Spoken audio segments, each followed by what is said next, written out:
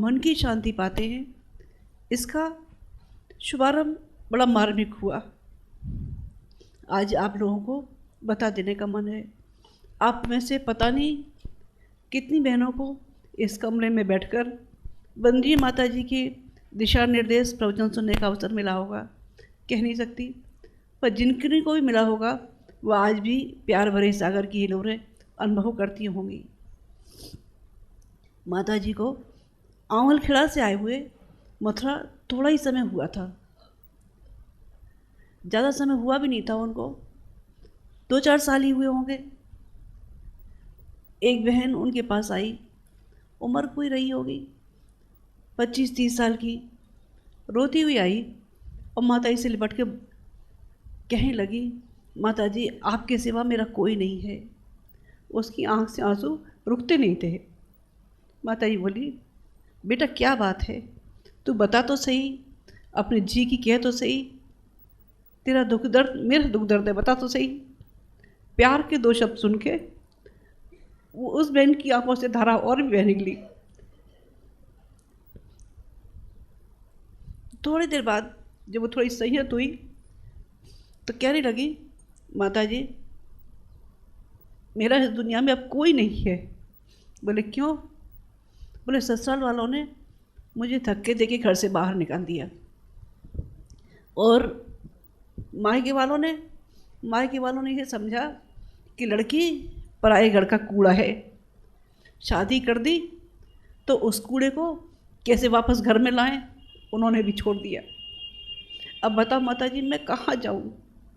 माती बोली, बेटा आज बैठ, तू अपने दुख दर्द की सारी बात कहे। पूछने में मालूम पड़ा, वो कहने लगी, माता जी मेरे मायके वालों में इतनी सामर्थ्य नहीं थी कि वो दहेज की मांग पूरी कर सकते। हम 4-5 बहनें हैं, उन्होंने शादी कर दी, इतना ही बहुत है। पर रोज़ रोज़ ये तंग करना कि तू दहेज के पैसे लेके आ, मैं कहाँ से लेके आऊँ? जब मैंने ना कर दिया तो मुझे धक्के मार के घर से बाहर निकाल दिया। और मायके वाले यूँ रखने को तैयार नहीं हैं कि एक बार शादी कर दी, अब तेरा जीना मरना सब उसी घर में, हमारा तुझसे कोई रिश्ता है? कोई रिश्ता नहीं। अब बताओ माता जी मैं कहाँ जाऊँ? न मेरा मायका है न मेरा ससुराल है। माती बोली, बेटा तेरा मायका तेरा घर आज से यही है। उनका नाम था फूलवती। माता जी ने फूलवती को अपने पास रख दिया। ऐसी एक और बहन थी, वो उनकी उम्र भी कोई 25-30 साल की रही होगी। वो विधवा थी, उनका नाम था प्रेमवती।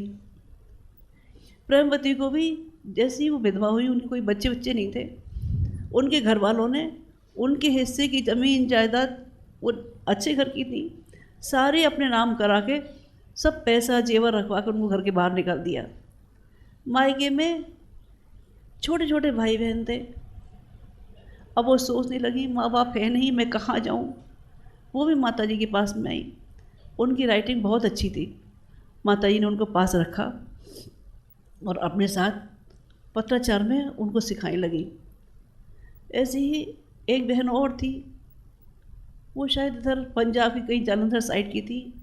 उनका नाम था कौशल्या। उनकी उम्र रही होगी कोई 50 साल की।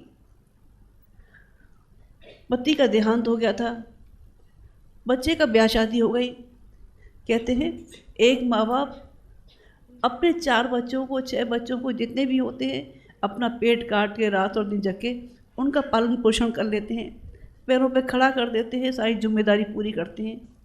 लेकिन बच्चे माँ बाप की जिम्मेदारी पूरी कर सकते हैं?